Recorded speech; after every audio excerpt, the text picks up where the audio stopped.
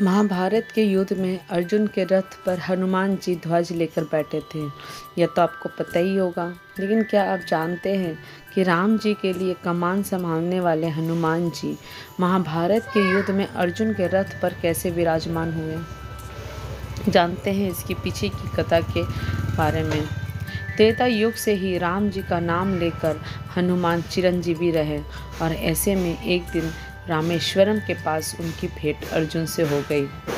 अर्जुन को अपने धनुर्धारी होने पर बड़ा घमंड था।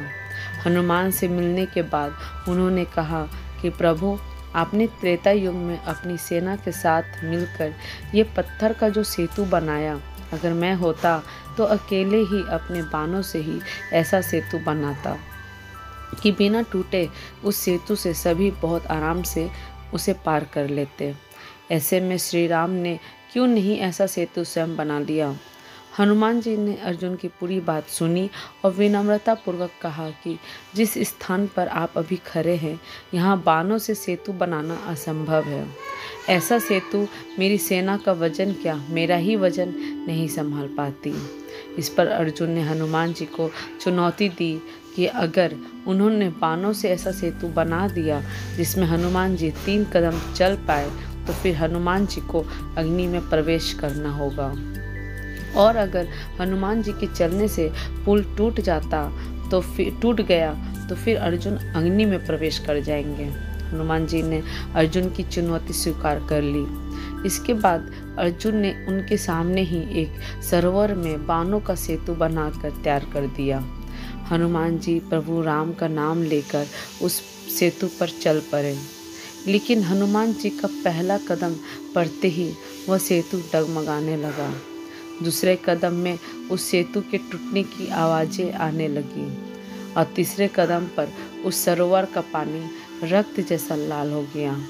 लेकिन अर्जुन के कहे अनुसार हनुमान जी सेतु पर 3 कदम चल चुके थे और अब उनके अग्नि में प्रवेश करने का समय आ गया था।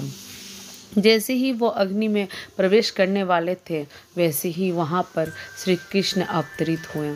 उन्होंने हनुमान जी को रोका और उन्हें समझाया कि दरअसल यह सेतु तो पहले कदम में ही टूट जाता, लेकिन मैं कछुए का रूप लेकर इस सेतु के नीचे लेटा हुआ था।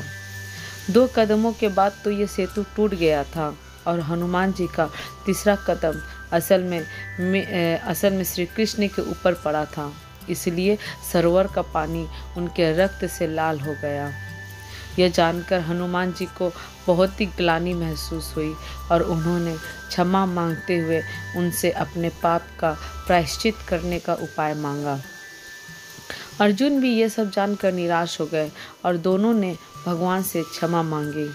तब श्री कृष्ण ने दोनों को समझाया कि जो भी हुआ उनकी इच्छा से हुआ। ऐसे में मेरी यही इच्छा है कि आप कुरुक्षेत्र के युद्ध में हमारी सहायता करें। हनुमान जी ने उनसे पूछा कि वो कैसे अर्जुन की सहायता कर सकते हैं। तब उन्होंने हनुमान जी को अर्जुन के रथ के ऊपर ध्वजा में विराजमान होने को कहा।